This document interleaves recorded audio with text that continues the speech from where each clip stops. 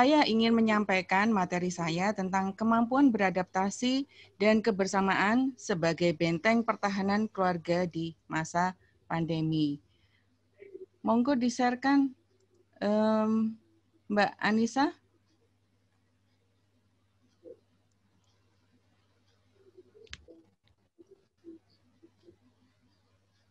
Di yang awal ya, Mas. Ya, terima kasih. Ya, nah, keluarga di masa pandemi seperti ini memang terkena dampak ya, tidak hanya faktor ekonomi ya, tapi keluarga sebagai subsistem terkecil di masyarakat juga kena dampak dari pandemi ini gitu ya.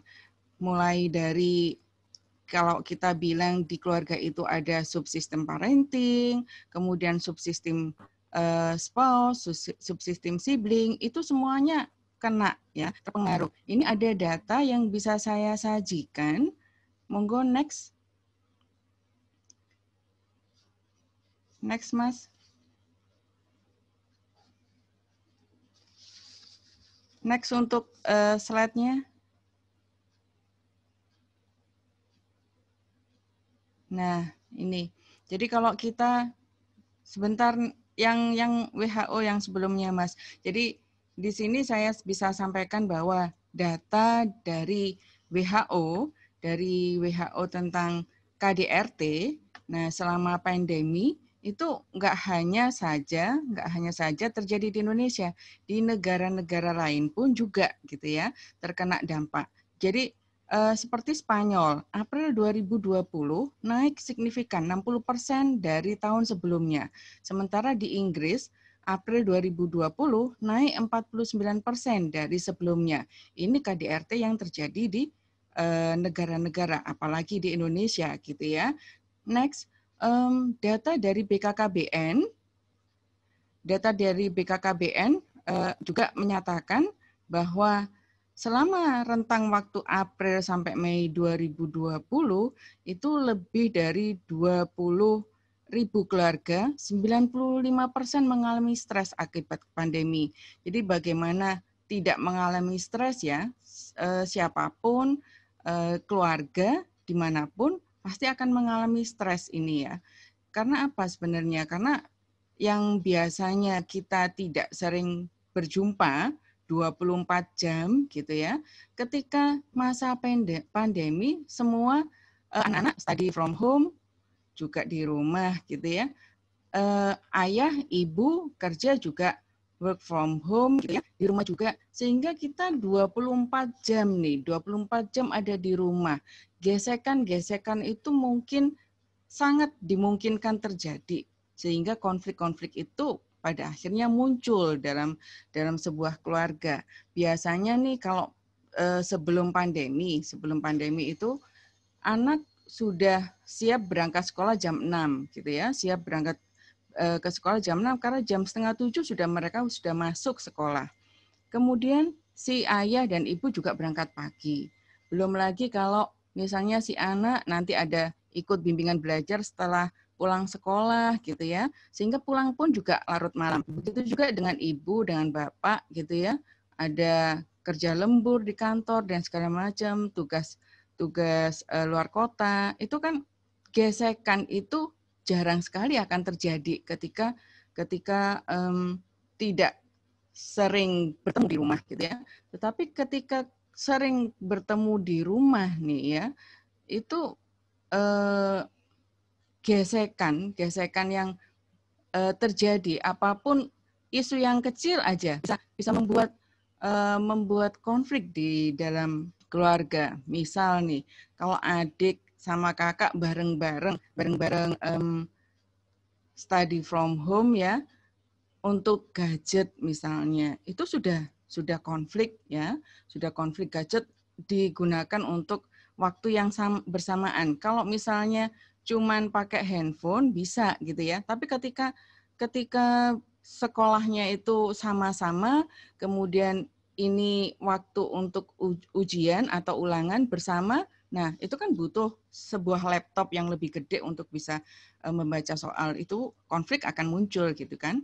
Di rumah tangga pun suami istri juga seperti itu gitu ya. Suami istri pun juga gitu. Jadi ketika si ibu itu juga harus bekerja untuk kantor, sementara dia harus melayani suami, membimbing anak-anaknya. Nah, ini nih emosi nih mulai muncul gitu kan. Peran itu langsung seketika pada saat itu juga harus dilakukan dengan baik gitu ya.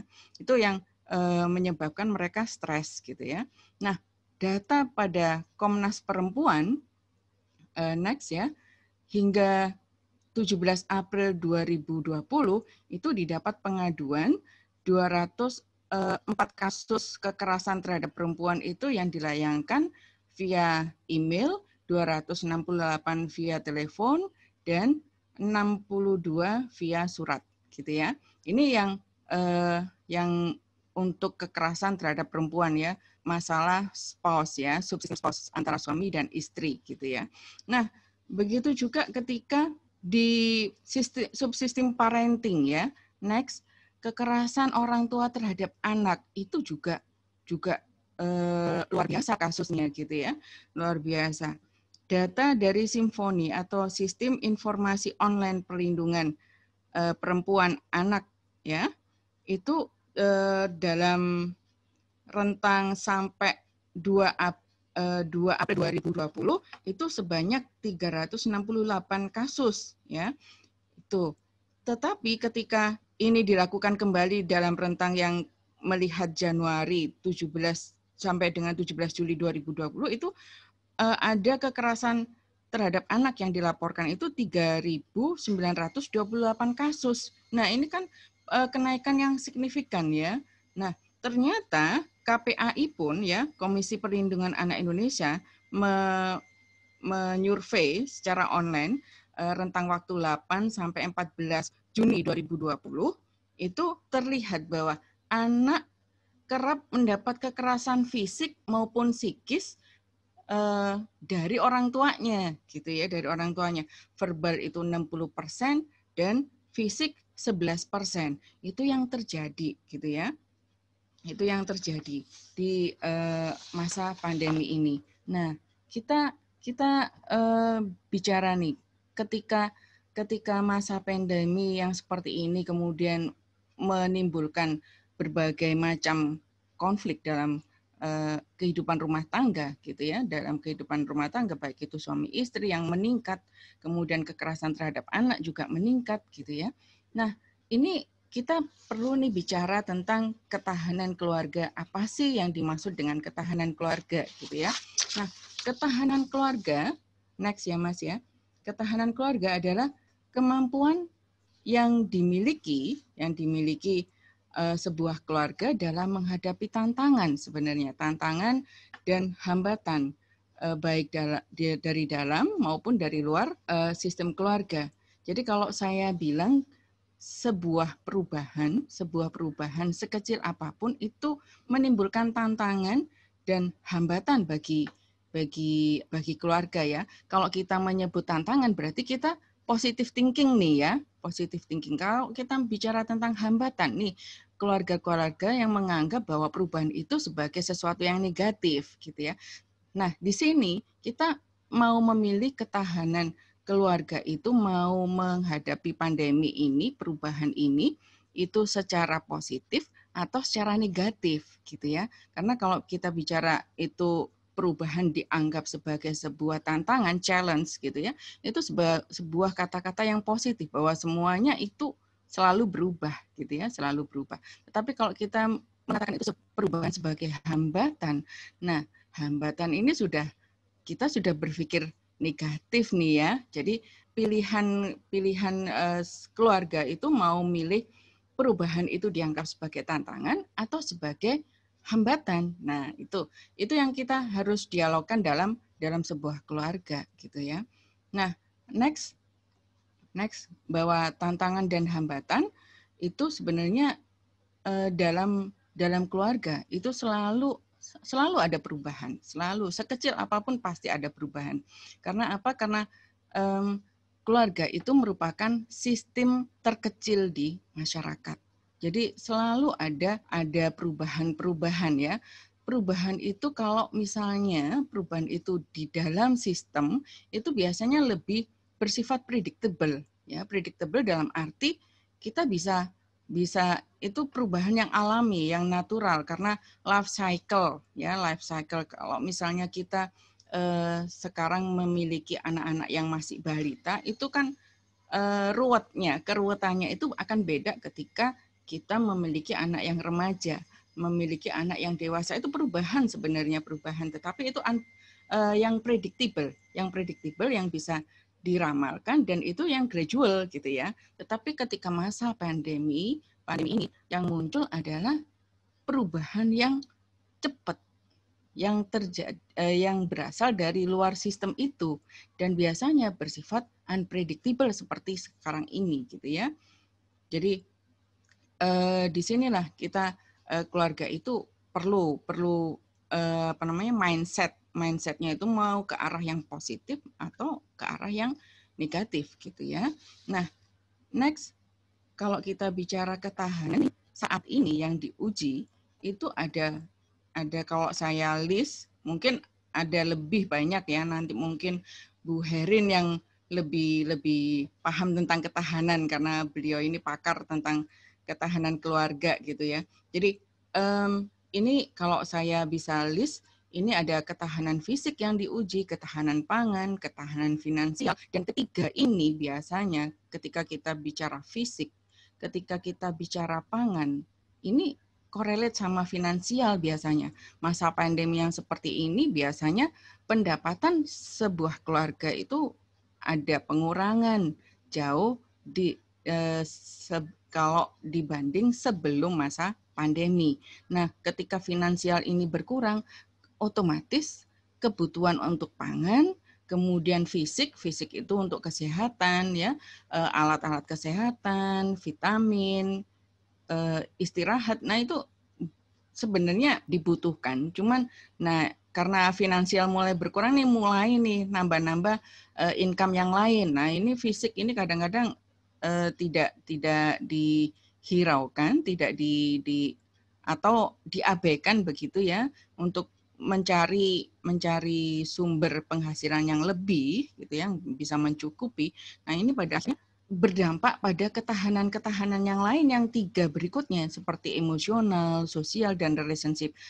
Kenapa saya bilang ketahanan emosional? Ketika misalnya fisik nih ya, orang tua pada akhirnya sibuk cari pengganti pendapatan yang lain. Nah, ini mulai emosi itu kalau sudah capek sampai di rumah nih kalau anak tanya untuk masalah studinya, PR-nya gitu ya, udah mulai nih emosi kalau mengajari anak gitu ya, emosional yang muncul. Kemudian ketahanan sosial nih, ke peran dari orang tua, kemudian ketika peran itu harusnya itu kan kalau misalnya kita sebelum masa pandemi itu kan kita berperan itu lebih baik gitu ya, lebih baik peran sosialnya. Kita ketika menjadi istri itu melayani suami gitu ya. Kemudian sebagai ibu itu juga melayani anaknya, itu jauh lebih baik gitu ya. Tetapi ketika masa pandemi itu sekaligus dalam waktu bersamaan kita juga harus memanage nih peran sebagai ibu, sebagai istri gitu ya. Nah, itu baik untuk diri sendiri sebagai pegawai, kita juga work from home ya. Itu peran itu tumpang tindih dalam satu hari. Nah, ini emosional juga akan muncul dan menyebabkan kemudian ketahanan relationship itu mulai renggang nih ya. Hubungan relationship dengan suami, dengan anak gitu ya, dengan istri. Nah, itu yang mulai muncul gitu ya, kerenggangan itu. Ini yang muncul yang di saat pandemi itu diuji ketahanan kita tentang ini, karena ketiga hal yang di atas itu akan mempengaruhi tiga hal yang berikutnya gitu. Nah, bagaimana untuk mengatasi ini sebenarnya? Next ya. ada dua hal kalau saya bisa garis bawahi ya, dua hal yang bisa disampaikan di sini bahwa dua hal ini diperlukan untuk dalam ketahanan sebuah keluarga. Yang pertama adalah kemampuan beradaptasi, karena sebenarnya keluarga itu ketika ada perubahan, ya, kita sebagai sistem itu pasti akan beradaptasi, gitu ya. Cuman satu keluarga dengan keluarga yang lain pasti butuh proses, ya. Proses yang ini itu akan beda. Adaptasi satu keluarga itu bisa cepat, satu bisa lama, gitu ya. Nah, ini tergantung pada kebersamaan mereka, gitu ya, yang terbangun dengan menggunakan komunikasi, gitu ya, dalam komunikasi. Nah, next, kalau disampaikan oleh Olsen, ya, adaptasi itu sebenarnya yang paling baik itu ada di yang structure dan fleksibel. Kenapa? Yang structure ini lebih menganggap bahwa perubahan itu diperlukan, gitu ya, diperlukan, dan memang di sini pembagian perannya itu bisa saling diganti, gitu ya, saling stable. Kemudian yang satu bisa berubah, sharing peran antar mereka, gitu ya. Karena sebenarnya kalau kita bicara tentang peran itu harusnya di-sharingkan ketika si ibu nih lagi ada work from home di rumah, gitu ya, dan harus submit tugas kantornya hari itu. Nah, si ayah yang work from home juga nih perannya menggantikan si ibu sementara, gitu ya. Itu sebenarnya harus dikomunikasikan dengan baik sehingga tidak terjadi konflik, gitu ya. Tuh, cuman enggak tiap keluarga akan beda mengkomunikasikan dengan baik atau mengkomunikasikan dengan emosional. Itu yang membedakan satu dengan yang lainnya. Next.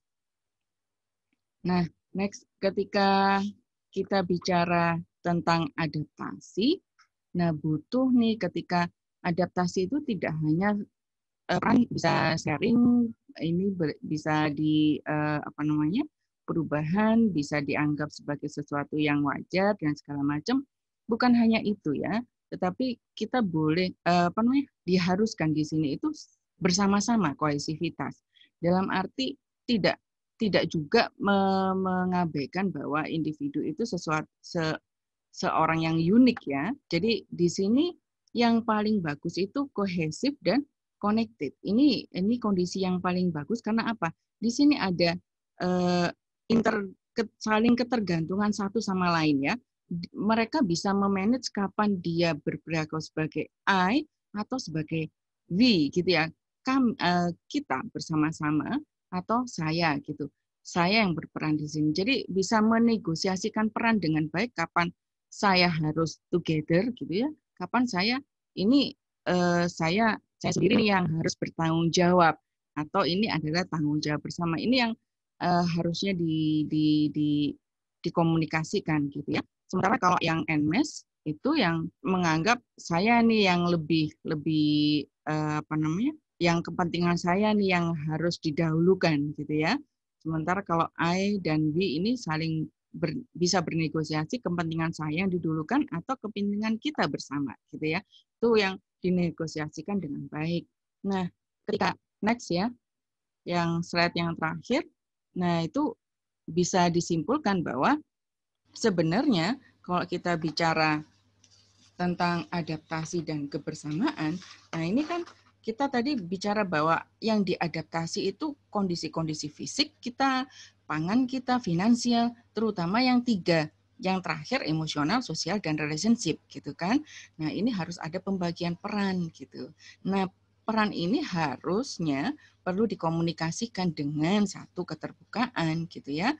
Positive thinking, positive feeling, dan fokus pada persamaan bukan pada perbedaan. Itu sih yang bisa saya sampaikan, Mbak Anissa. Terima kasih atas waktunya.